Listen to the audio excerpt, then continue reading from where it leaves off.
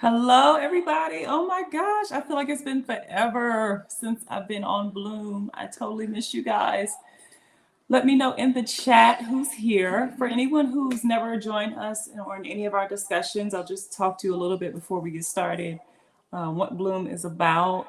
We actually just celebrated our 1 year anniversary, and the whole concept behind Bloom is just to have authentic, real conversations centered around the empowerment of women. So we've had conversations focused on finances, you name it, we've done it. Just to show women things can be done once we rally together, and just by sharing our trials and tribulations, we kind of take down the veil that makes us all appear perfect, which we are not. And so a lot of times there isn't space for us in this world to show our vulnerable selves. But this is definitely a space that, I wanted to create so we can show up authentically and support and rally for each other. So I'm so grateful. Tammy, Lana, Shayna, Kim, thank you all for being here. Oh, I haven't seen you guys. Tracy. Thank you. I had to switch it up a little bit. Yes, so this is a community of amazing women, and I'm so excited to welcome our next guest, Caneeka Miller. She is amazing, absolutely amazing. So she's a four-time author, she's a poet, she's a postpartum doula. She is the epitome of a woman just going after her dreams. She's also a wife and a mother. And so the discussion that we're going to have is going to be centered around her newly released fourth book that's titled In a High Place. And it's a reflection, she describes it as a reflection of motherhood and a reflection of growth in her life that allowed her to pretty much find herself, a journey back to finding herself. And so I wanted to have her on because it's such a topic that's so relatable. Thank you for being here, Alicia. Oh, that's your best friend. Yeah, so it's such a topic that's really relatable, and I know that we've all had similar experiences. And so I just wanted to invite Caneeka here so we can have candid conversation. And as we continue to go along, this is a very interactive platform, as you all can see. So if you have questions for her, feel free to type them in the chat. This hour, this 45 minutes is totally for you. So let's go ahead and bring Caneeka out and introduce this amazing. Yay! Hi! Hello, everybody. Let's just say how amazing she looks. I haven't seen you in so long, I though. know it's I been a know. while. It has been a while. It's so. Thank you so much for taking time out of your day, honestly, Yes, to have a thank conversation you. with us and to share your journey of writing another book, um, Yes, and what life is like for you and motherhood is like for you. So yes, I see your best friend is here. That's so exciting. yes. Hey, friend. So for those who aren't familiar with you, can you tell everyone a little bit about yourself? Like, what is your story and what inspired you Uh, to become an author? we only have 45 minutes. I know. I don't know if you caught any of my It's book tour, complicated my sometimes. virtual book tour. It was like 2 hours of discussion. Mm, I can be long-winded, so I'm gonna try to like reel okay. it in. But I'm Caneeka. I'm a writer, I'm a mother, I'm Mm, a wife, I'm a friend, a sister, a daughter. And I'm someone who's very passionate about women really not holding on to shame because they're carrying parts of their story that they haven't forgiven. And mm, so it's important for me to share my story in every facet of that to empower another woman who may feel like she's the only one walking through something. mm. So, and I'm a postpartum doula, Yes. which is like an extension of this passion that I have for families and women and mothers, just getting the support that they need in their journey, just in motherhood and as women. Mm, that's so important because sometimes as Yes. mothers, as we all know, it's so easy for us to wear this superwoman cape, right? Mm-hmm. And not Mm-hmm. ask for support because we Mm-hmm. just want to look like we can just do it all. So, Yes. whew, that leads And to I a feel breakdown. like I know, like was telling my doula group yesterday how exciting it makes me to see so many women, especially Black women, in this time that we're in, really embracing this need for community and seeing the importance of community. Because for a time, there was this I can do it. I don't need to ask for help, you know. And then we're carrying the weight of the world. Whereas 30 years ago, back in like, you know, 80s and 70s, when women had babies, they had communities surrounding them and helping them where that village comes in. And so I'm glad that we're transitioning back to the roots of just what support looks like within the Black community, especially for women. Absolutely. That's a good point. I didn't even think about that. Yeah. So I want to also ask you. So you just released another book in November of Yay! last year. Congratulations! Thank We've had you. many conversations with writers to teach other people how to write books and things like that. How to take that leap of faith, and you've Yeah. done that 4 times. Can you tell Yeah. us what was the inspiration behind In a High Place? Why did this book need to be there? What poured into this process to get you to this stage that you're in now? So my third book is called Woven Womanhood, and it's broken up into two sections, the woman and the wife. And I really wanted it to be a three-part book, the woman, the wife, and the mother. Mm, But I really felt like motherhood, there was so much that I wanted to share that that would have been the biggest book ever. mm, So I really took my time with this. I so much of motherhood continues to teach me, and it was so hard for me to release this. Like I was just like, am I ready? Oh, but you know, I'm still learning. But the beauty that I really enjoyed about it is it's a poetry book and it's mm, essays. And that's my heart, like my first love. And so it was inspired from my husband and I. We experienced a miscarriage after our first son, before we found out we were pregnant with our second son. so, And not having and then after having my second son, really feeling like people were like, girl, you got it. You've done this before. And I really struggled with intrusive thoughts and postpartum anxiety just from carrying a baby after a miscarriage. There's just a lot of anxiety when you are pregnant because you're just like, are we even going to make it to full term? Like, you're just so scared for the entire 9 months, you know?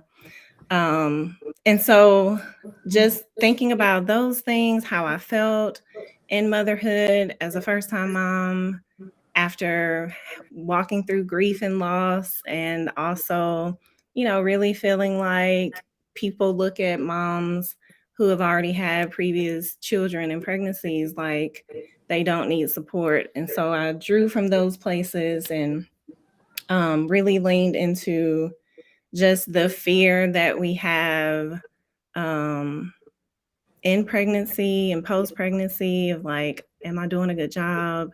Am I failing my kids? Comparison.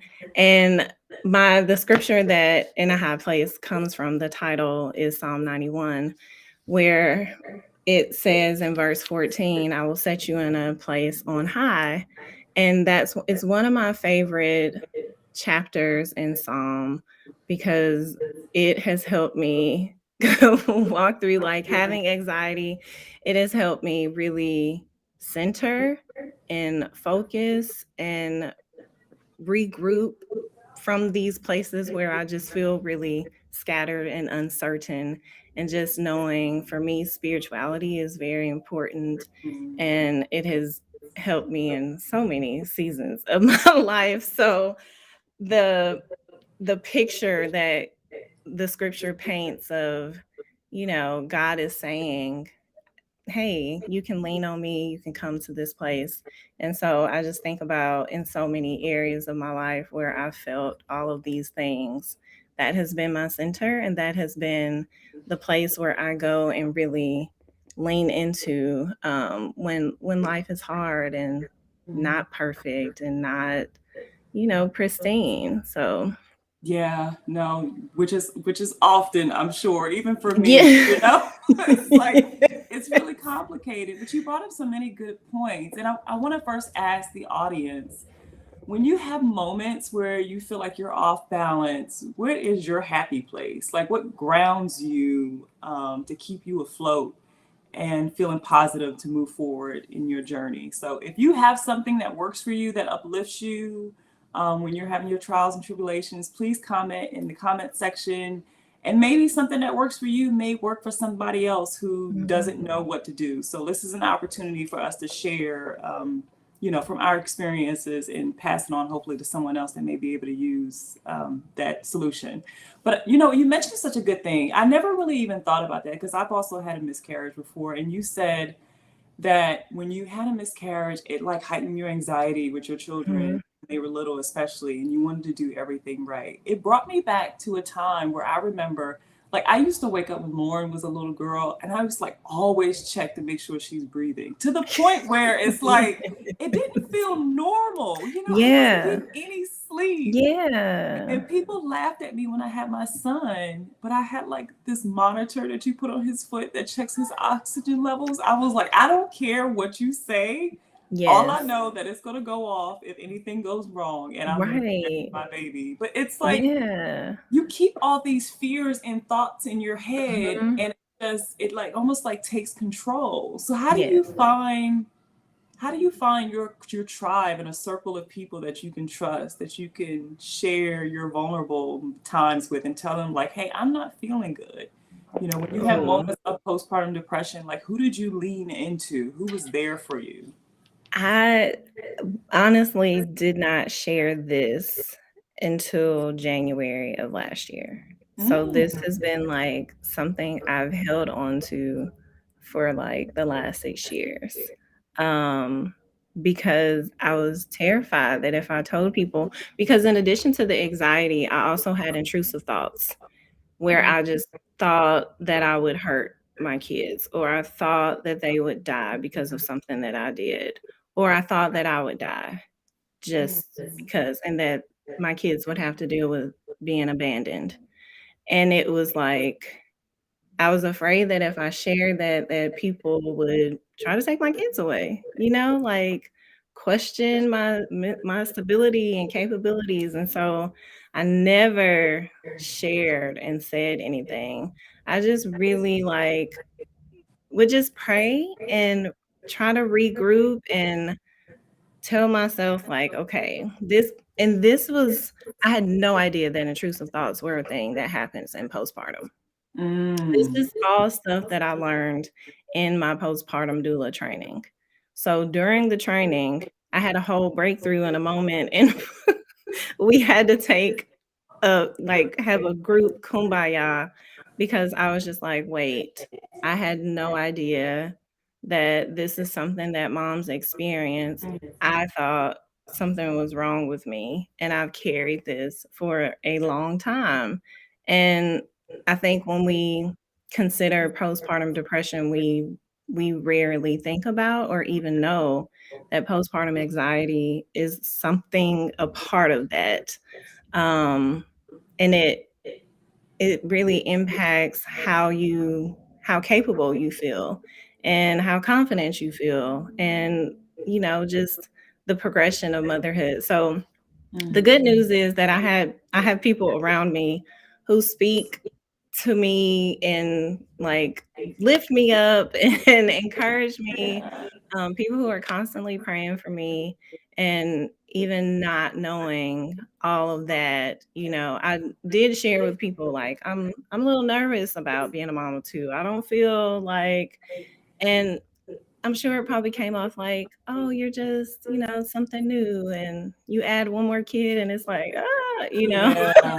Right. But Yes. I was really, like, afraid, and so I think just the string of anxiety and the continuation of it, was just really hard for me, but I'm having people around me who support and love on me and I feel loved and supported really kept me out of sinking into, really tough place. Yeah. So, but I think if I could go back, I would find somebody to talk to. Yeah. And I wasn't in therapy then, and I wish I would have been um, in postpartum for sure.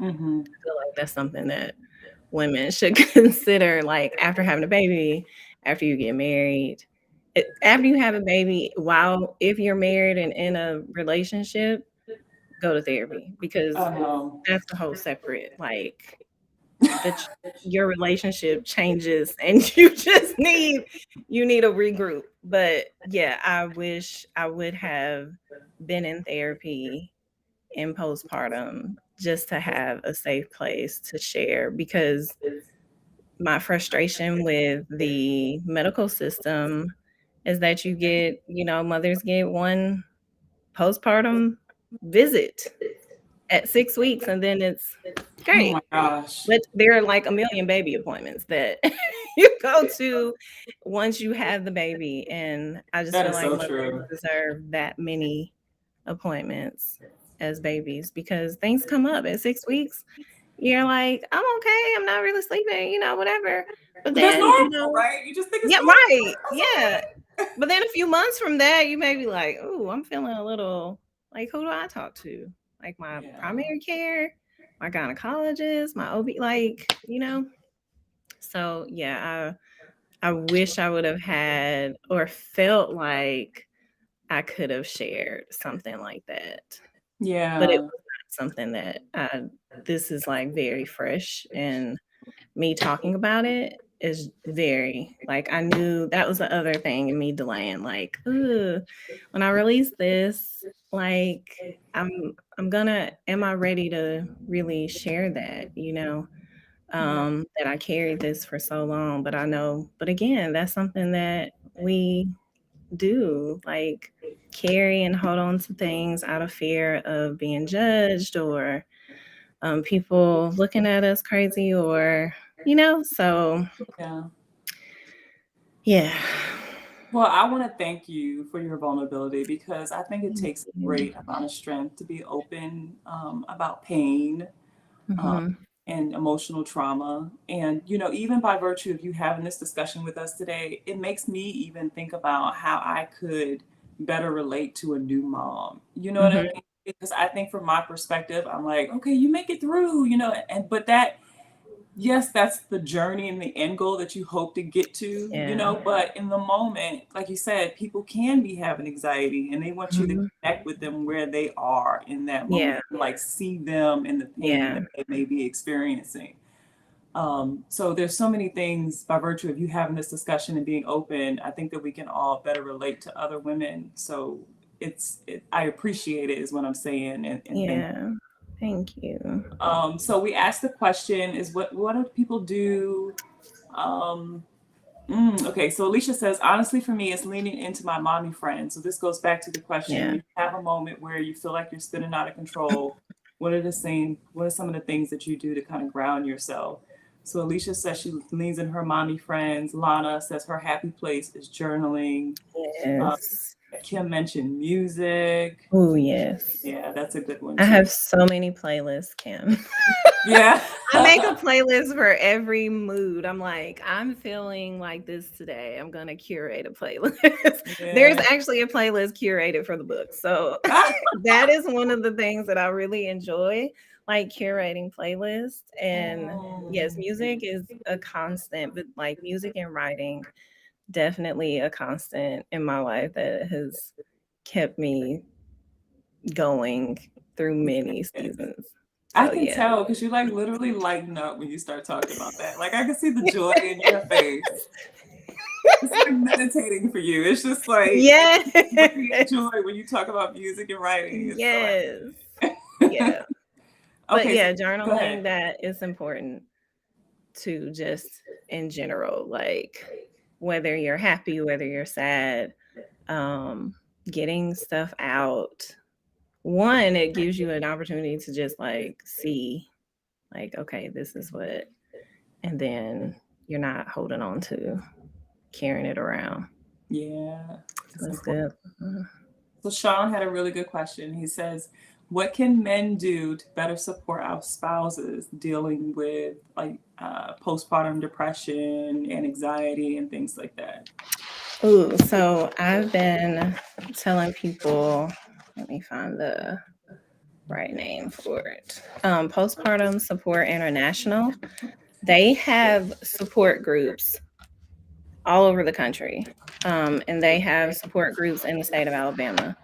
And so if you go on their website, you can find out where the local groups are, and or they have a hotline you can call, and they have people that you can talk to. And that's a resource that I did not know about until my postpartum doula training. But I think it's important that we can share that type of information and let families know, because there are people who, like husbands and partners, who are just like, what do I do? And if, the mom isn't really in a place to talk, or feels like, I don't know, I don't know what's going on with me, but I just Yeah, don't feel like myself. Postpartum Support International, I think they have people who can definitely support and provide that type of guidance for families. yeah, that's a great point. That's a great question. Thank you, Sean, for asking that because, it goes back to like, how you have somebody that's grieving from a death and then you ask them, Mhm. like, okay, what can I do for you? It's almost like you're Yeah. adding something else to their Yeah. plate, right? It's like, now I got to think of how I need you to show up What in I my life need. Yeah. along with like all the crap that I'm dealing with right now. Like, Yeah. find a way to fit in. Right, right. Just find a way to like just answer phone Yeah. calls, like take initiative, just do Right, something. right. But you're right though, a lot of times friends or even spouses don't know how to support, Yeah. the women in their life. And so sometimes, like you said, it all boils down to making the effort to do some research or Mhm. just being present or just saying Yeah. I'm here or making breakfast or let Mhm. me, spend more time with the baby today so you can Right, sleep, things right. like that. Yeah. Yeah, Why don't you go get your nails done or whatever makes right. that your woman happy. Yeah, Yeah. So that's a good one. So yeah. let's talk a little bit about Caneeka maybe in her formative years. So can you tell us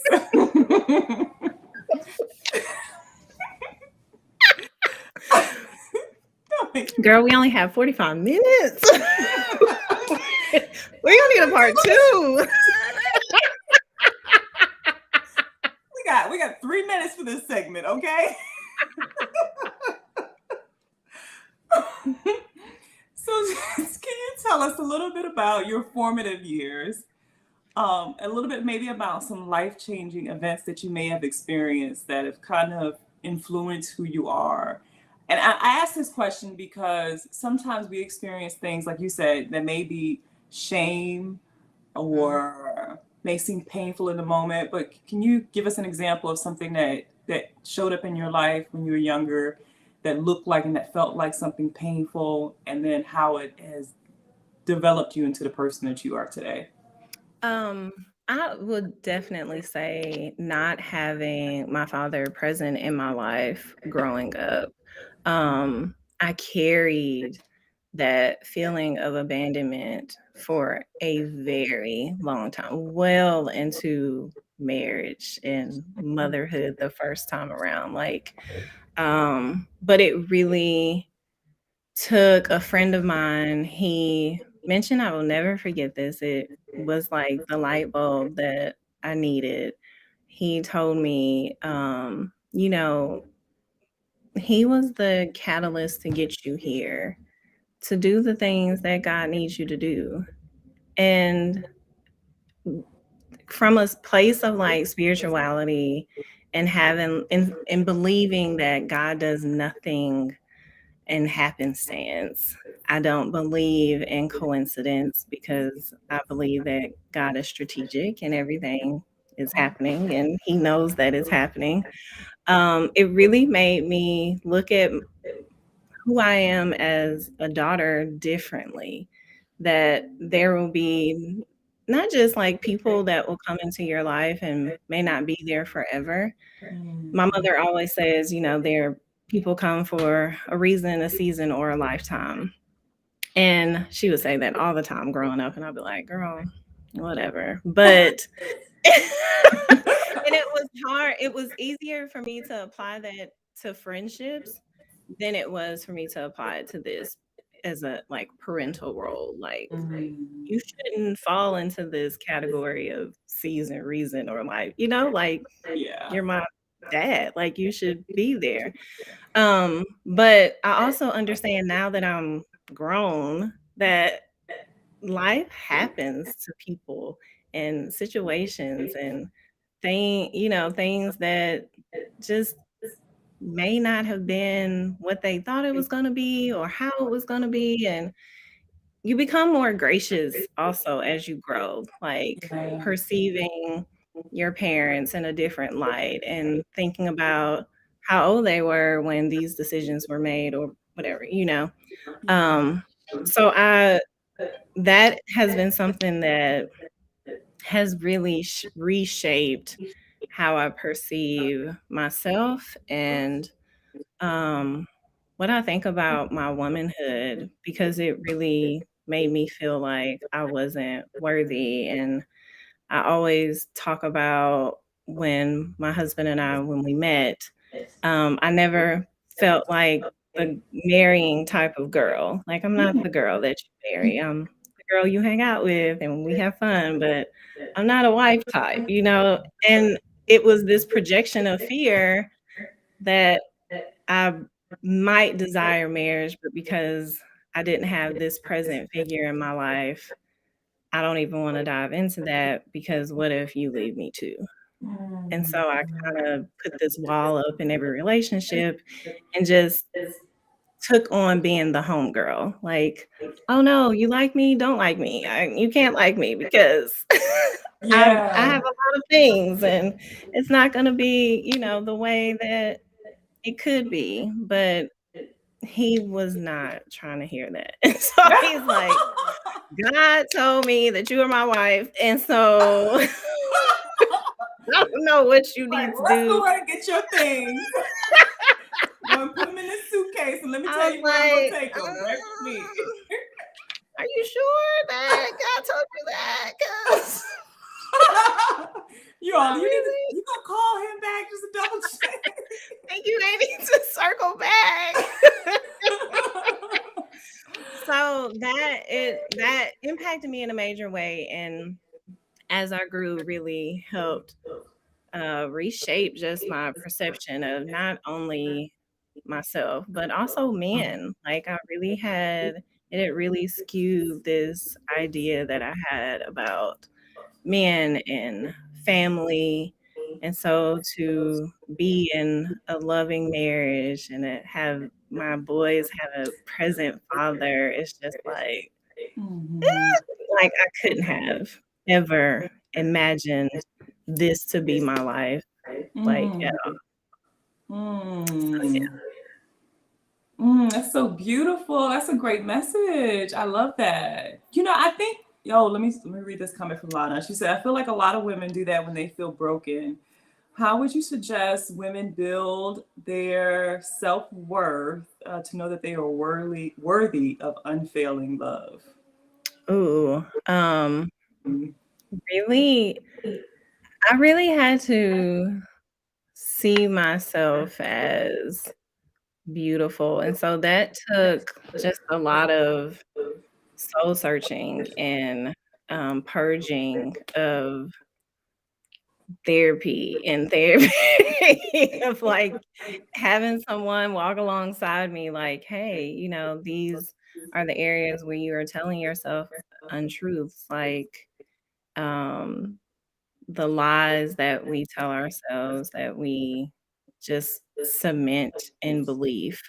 Um, it took a lot, and having going back to having community and friends who support and uplift, people you can talk to, um, has really, really helped me.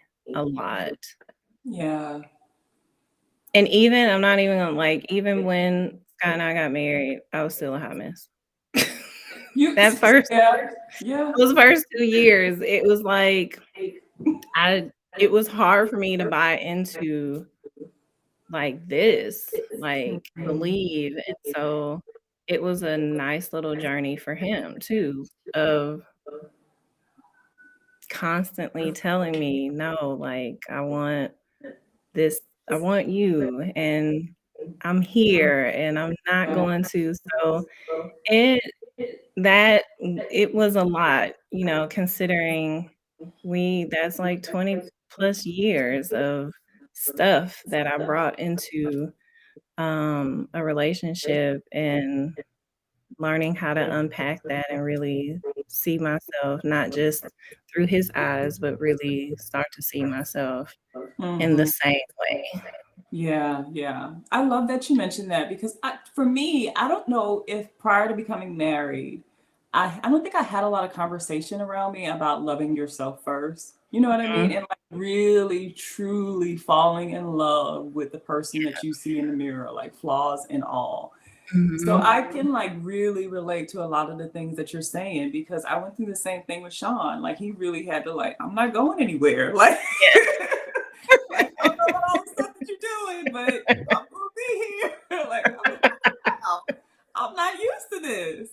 And so Yeah. you don't love yourself, you start attracting other people that don't see Yeah. your value as well. And so Mhm. I've had tons of unhealthy relationships Yeah. around me, friendships, Mhm. dated the wrong guys, all of that stuff. And so when you finally meet the one, it's like, Yeah. you kind of get scared because like you say, you're like, Mhm. am I ready for this? Is this true? So Yeah. And even with friendships, like I struggled with believing that I was deserving of friends who weren't sketchy.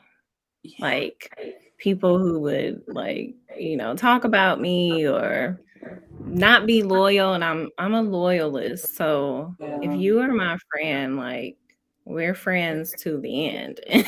People don't Right. operate like that, which is just so strange to me, but a lot of people don't view friendship in that way. Not like I love you deeply.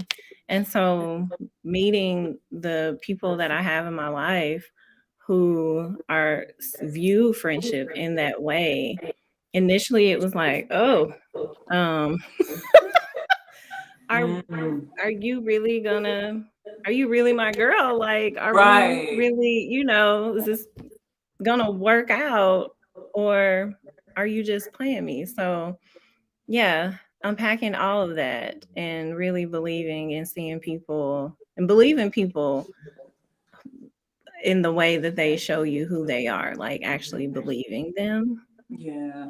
even the good things. I know Maya Angelou, said that. And I think oftentimes it's applied to people who are completely trashy. Like when people show you, believe them the first time. Right. Um, but also when people show you the good of who they are, believe them too. So I think it's easy for us to believe the trashiness of people and then want to shun the goodness that people give us, but we deserve the goodness too. So Yeah. That's I think I needed that message myself. yes, Kiara. The Enneagram 6 have entered the chat. Uh-oh. Kiara and our Enneagram. Future people. Yes. Oh, thanks for Oh, showing Alicia. me your girl. Alicia says relatable. I was so scared of my husband. Yeah. Now, yeah, I ghosted him for a whole year. Truth tellers, Yes. it happens. It happens. Yeah. But see, the beauty of it, he was still there. He was waiting for his Mhm. queen. He wasn't going Yeah. anywhere. I love that. I noticed throughout the entire conversation, and you keep mentioning therapy, Mhm. and the importance of partnering with a therapist. I love that so much. I go to see my therapist every 2 weeks, and I'm so proud of it. It is now. I'm telling you, I it is go now. tomorrow. Yes, it does. is now like really a part of my conversation. I can meet It someone else and I'm like, is. I see a therapist. Like I want to normalize it Yes, people are like, how do you I go, especially now, and I started like when the pandemic kicked off, like in 2020, I was just like, I cannot do this. And how long are we gonna be in this pandemic? Oh God, no. Everyone in this house is gonna tell me to move out. Like, I'm gonna have to get an apartment. It's all gonna fall apart if I don't go therapy. So yeah, it was a necessary for me. And I find that I'm not I'm able to have like fun conversations and just chat with people and not Yeah. drag them down with whatever, all of my junk and mess, you know? Mm-hmm. So Mm-hmm. yes, Yeah. every conversation, yes, therapy. I I know, can right? send Look, you a link. I know. Kim said she had her therapy today, her therapy Yes, session today. Kim. We love it. We are here for it. Yes. Thank you all for normalizing this conversation because it's so easy for people to go to the doctor, your knee is hurting, your ankle, or even just an annual checkup. But our mind and our spirit is something that we have to really cater to. Oh, D. Blythe Newton, Saturdays at 9:50. I love it. Y'all are on it. Yes. Look. Mm-hmm. I love that. Yes. Women taking care of It's themselves. very, very important. And I think when people think about therapy, I think they think everything has to be falling apart if you're in therapy. But no, like you just for like everyday maintenance or every week, every month, whatever.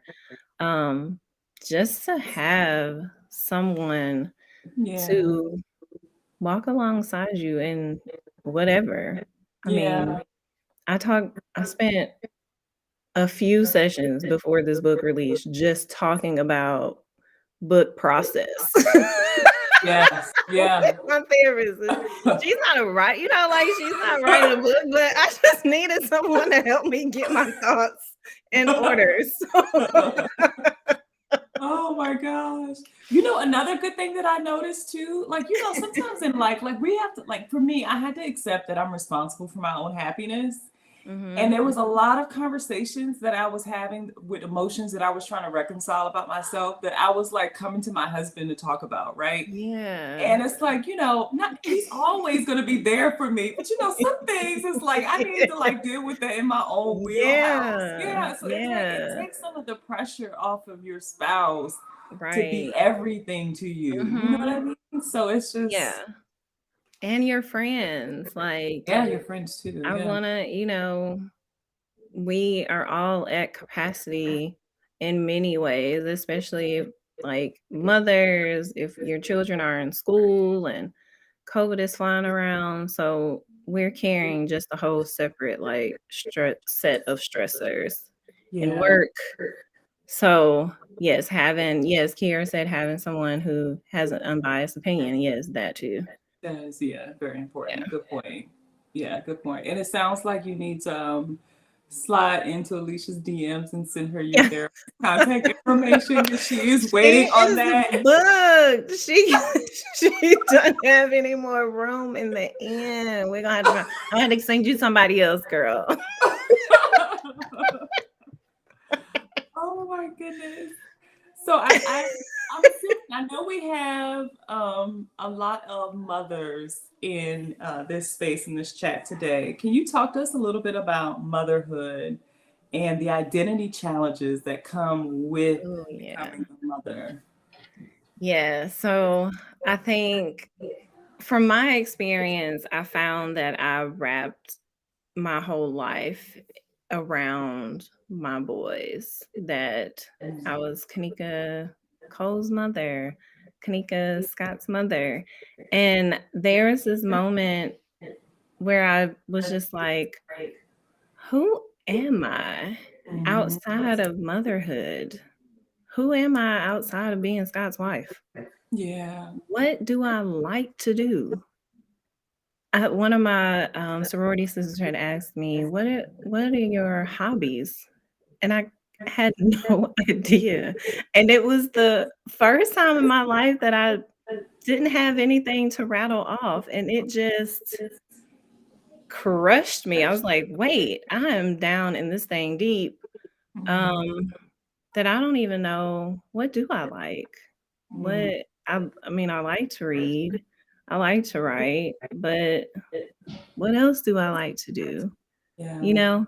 And so it really propelled, like, this journey of finding those things and that are just, like, me centered. Yeah. So, I like painting my nails, and it has brought a different type of zen than, "Oh, let me do my nails real quick because I have somewhere to go," but I'll Yeah. paint and just sit and you know what I mean? Even, like, making playlists. I've always liked, making CDs back in the day, but now it's like a thing that I create to set an atmosphere, and it's like my thing, you know? And then the boys see those things like, Yeah. "Oh, mommy's doing her whatever," and, "Oh, mommy," and so that was just very important to me, but it was so quick and Oh, such a blurred line so fast that we can find ourselves, like, losing who we are yeah. just in the roles that we portray. Yeah. So, That's so true. Tracy yeah, says it's absolutely necessary to have a life outside of being a wife and a mom.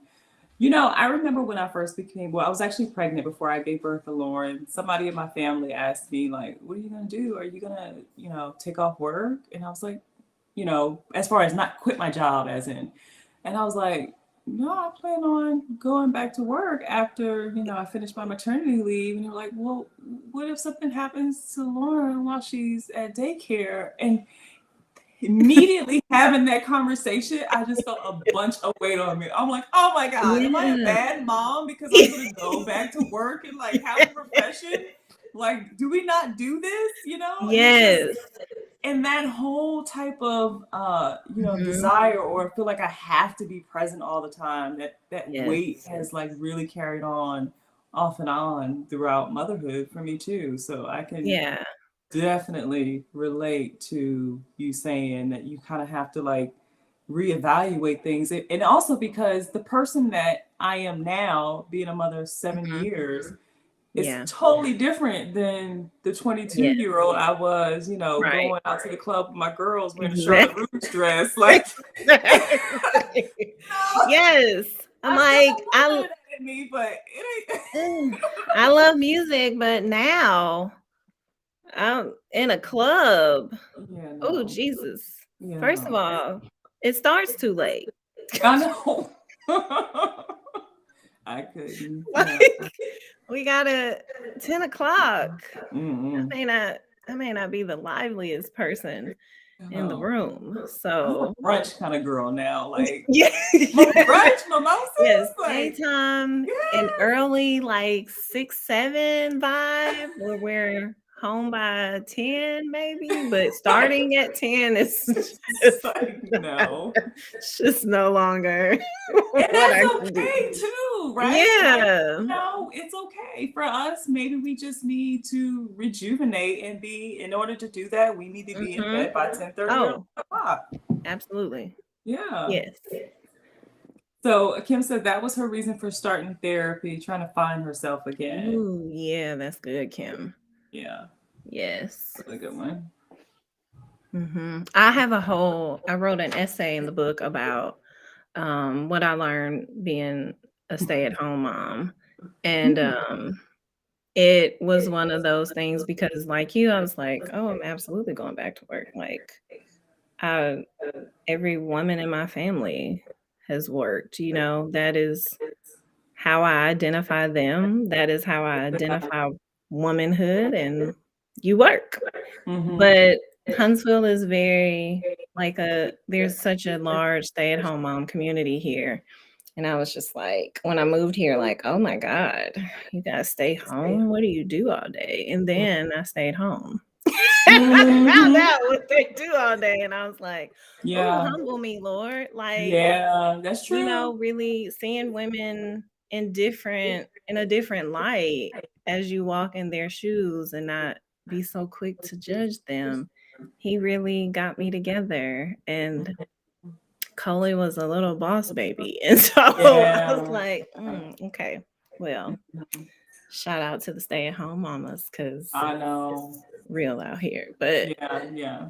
And yeah, stay-at-home moms, and I have a lot of respect for stay-at-home dads too. That's yes, that's another yeah, role that's been developing over the last 10 to 15 years, and we got to make space for mm-hmm, it because women, we're more progressive and educated than we've ever right, been. yeah, It takes a lot for a man to tap into that man space too, and be in yeah, in a support role, but I respect that too. So it's at yeah, the end of the day, like you said, it's what works for you, mm-hmm, and if it makes you happy, then you should do it. But at the end of the yeah, day, I think it's more like making sure that your happiness comes from having a conversation with yourself right, versus somebody else telling you what your yes, life and what happiness should look like for you. mm-hmm, Hmm. So yes, Kiera oh says, I stayed yeah, at home for the first 17 months of my son's life, and it gave me the greatest appreciation for stay-at-home moms. It is hard. Yeah. yes, Thank you yeah. for sharing that. No, So, Kim said it's not for the weak. No, it is.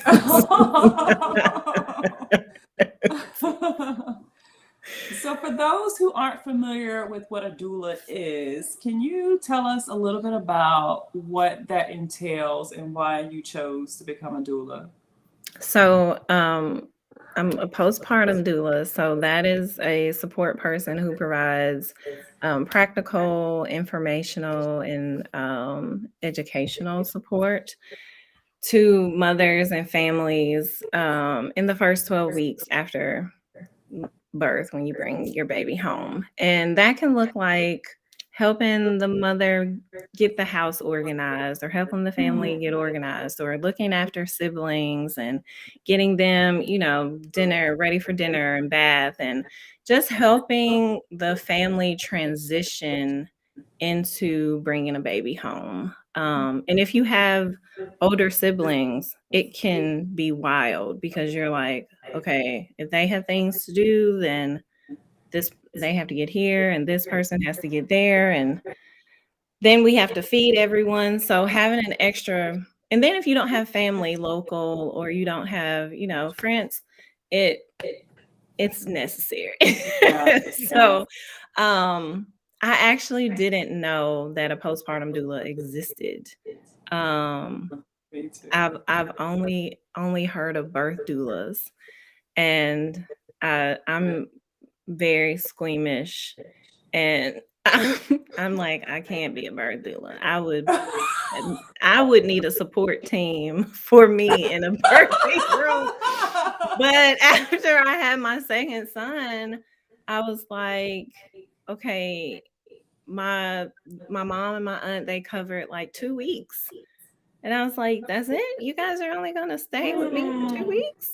mm. Because when I had Trey the first time around, it was a full house. People were there round the clock for like 2 months.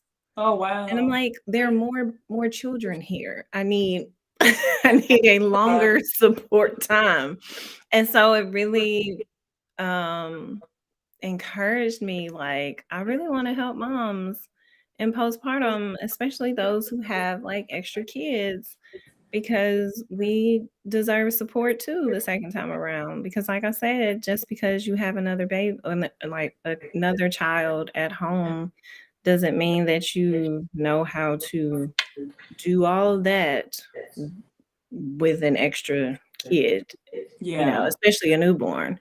It's a lot to consider, like, you're getting to know this baby and yourself in this relationship while also trying to make sure that your other child doesn't feel left out and your partner needs attention, and if you have to go back to work, it's just a lot, and so having an extra person there just to help transition and help, things go smoother than maybe what they would have been if you didn't have Yeah. support.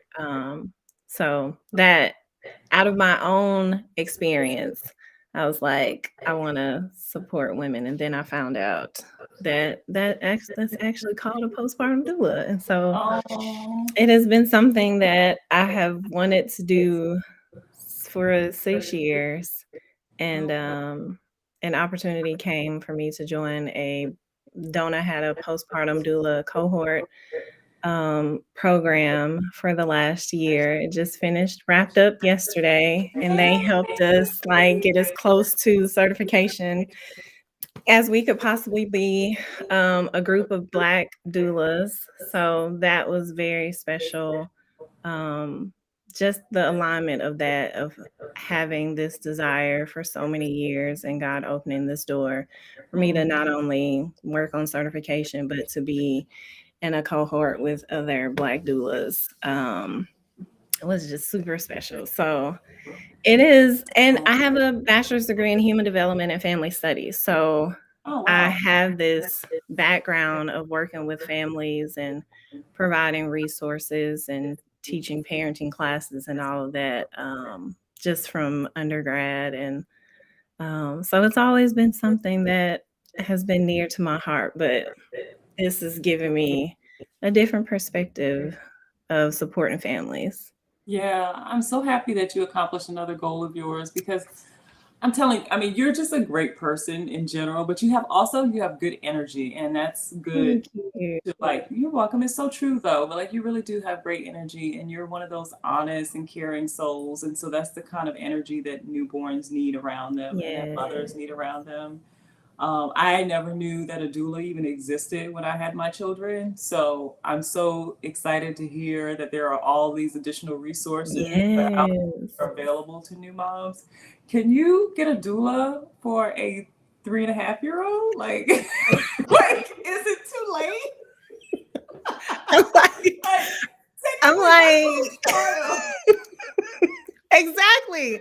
Like, I mean, the fourth trimester continues until they graduate, right? Like, no, we are entering adolescence, and there needs to be a doula for adolescents. I'm like, I need someone to come in and this is a new Let me stage. cry. Why don't they count it? It needs to count. Every stage needs to have a doula. Right. Toddlerhood, infancy. We need people to. Alicia, her son just turned 3 yesterday. What, I don't know Oh, what day. What day are we on? Yes, yesterday. And happy yeah, birthday. so she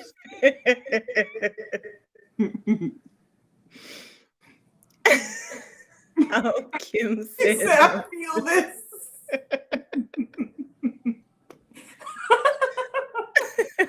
Oh my gosh. Oh, D Black Newton said, I'm loving this show. You're giving oh, great thank you, D information and Black. insight while making me laugh at the same time. Oh, she has to go to work now. Congratulations on your certification. Good night. Thanks Thank for joining us. you. Thank you for coming. Yes, yes. Oh my goodness. So, okay, so you had something Kim. else? See, I'm not even, I need, but this in between, you know that teenage life is coming. You know, when they're babies, you're like, one day you're going to be a teenager. It's these in between ages that nobody talks about. This 9, 10, 11, 12. I've been bamboozled. Somebody left out some information in these mommy manuals. We spend too much time talking about how to survive toddlerhood, but elementary age is right there. It sneaks up on you.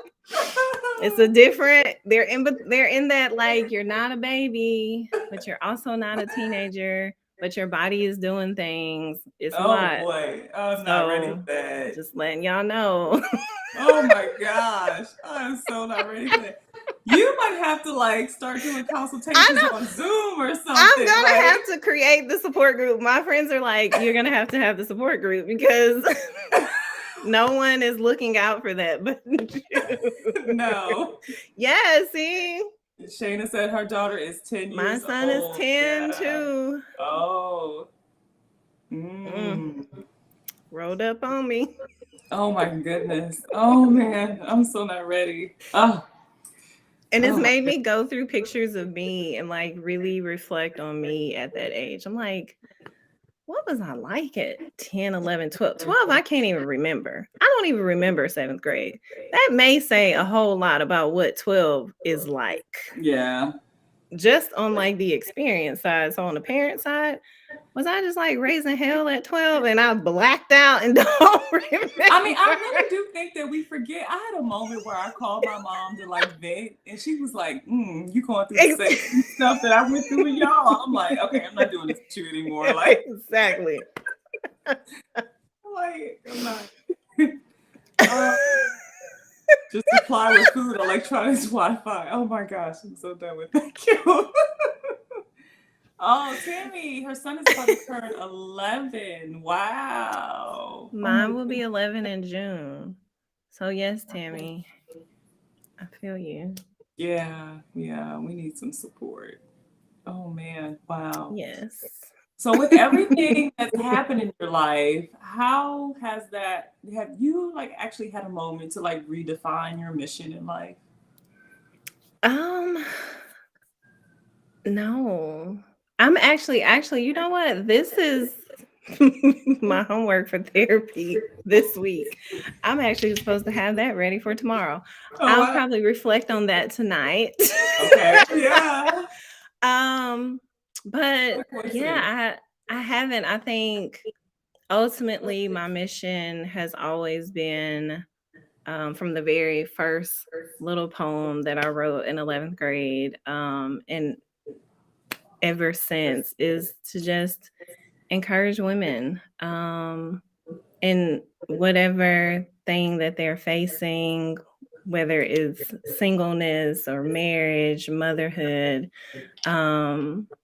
just to make people feel like they're not worthless and that their story is empowering and worth being shared, and not to look at it as something that they should be ashamed of. So, and that's out of me just growing through my own story and my own journey and coming out of my own shame about things and seeing the beauty in it. So I don't see how that would change, because it's the thing that propels me and continues to be the thread through everything that I'm passionate about, from working with families and mothers and writing for mothers and women.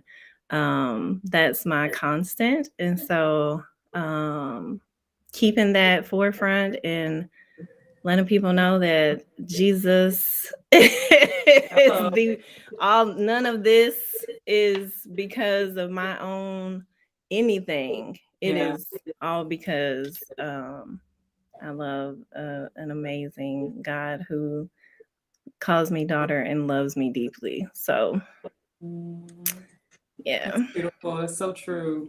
What do you say to the person that's watching now, that's looking at you and saying, you've written 4 books, you've gotten your master's degree, you're an accomplished woman, wife and mother, a doula.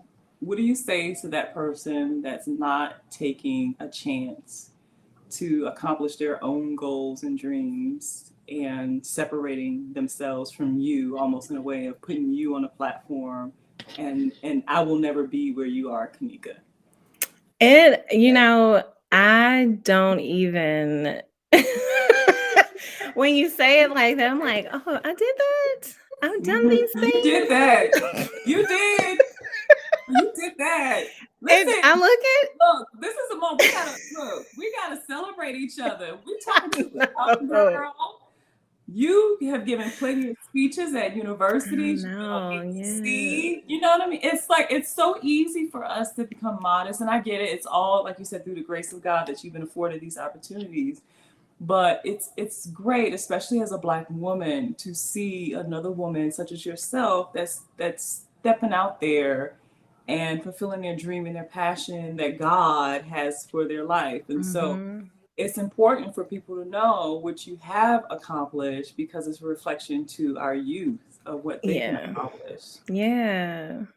I think I look at each thing as its own thing. I never see it as like this packaged thing. So for the very first book that I wrote, it was a poetry collection. I'd been doing spoken word on campus, and I've been writing poetry since I was 11. And so I was just like, I really want to put all this together so that I don't lose it. Yeah. And that was my thought process of like, it became a book. And it was special to me because I was like, these are things that I've shared with my friends and other people, and now I can just see it all together. And people bought it and read it and shared it, and I was like, oh my God, you guys, what this? So I guess do the thing that you want to do, and not for any other reason other than because you love it. Yeah. I've written things that I love to read, especially for writers. Like, you have to write the thing that you want to read. And don't think about, is anybody ever going to read it? Like, do you enjoy it? Is this something that you want to hold and see for yourself? Then do it. Like, you can do it. All of my books are self-published. I did all the things from the beginning to the end, and it takes a lot of work. I mean, to just be focused and to write and figure out what your vision is, but get clear on that. Yeah, really go after it. Yeah. I think we complicate going after the thing that we desire. I think we feel like it has to be something grand when it can just be something small. Like, you're passionate about the medical field, find ways that you can implement and get yourself involved in that. Before I even got to, let me write a book about, like, a poetry book, I had never shared my poetry out loud to anyone. It was like locked down. I don't want anybody to read my poetry. And when I got to campus, someone invited me to a spoken word event, and I was like, why are people reading their poetry out loud? Oh my God, that's so cringe. Why would you share these personal things? Until I could, like, I can relate to that, and the way that it made me feel. And, it just became its own little process from there. So yes, if you have a desire to do something, do something small towards it every day. And you will be this. In a High Place is 6 years in the making. Yeah. There are essays in there from when the boys were toddlers. Wow. So I've been working on this for a very long time.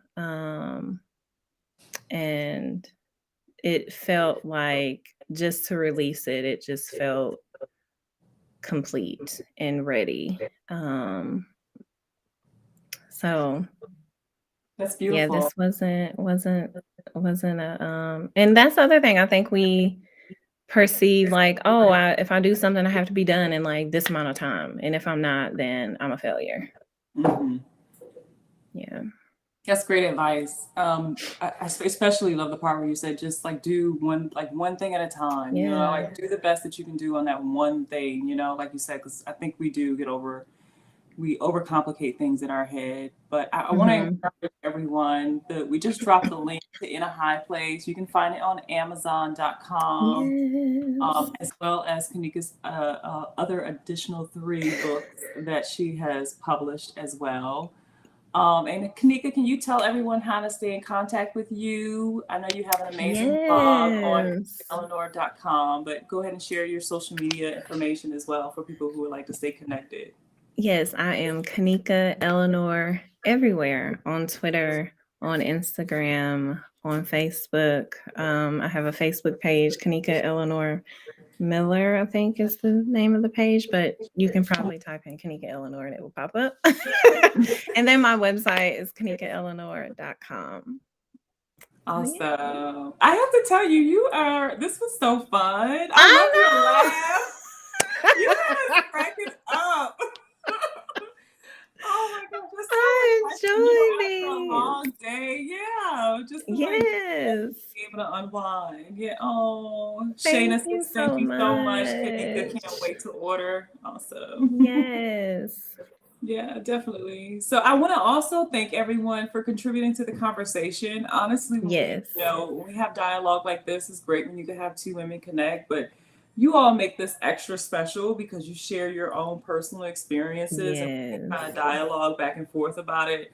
And it's okay if sometimes we don't agree on things, but it's the fact that we're sharing different perspectives. Mm-hmm. So I thank you all for your vulnerability and also most importantly for your Love time tonight. you. Yes, I'm so happy. We're so grateful for you all. And Caneeka, we have got to stay in touch. Yes. Yes. Listen, okay. So we used to work together and like work environment was not this fun. So No. we couldn't like kiki and cut up like we deserve to obviously do. Yes, we So do.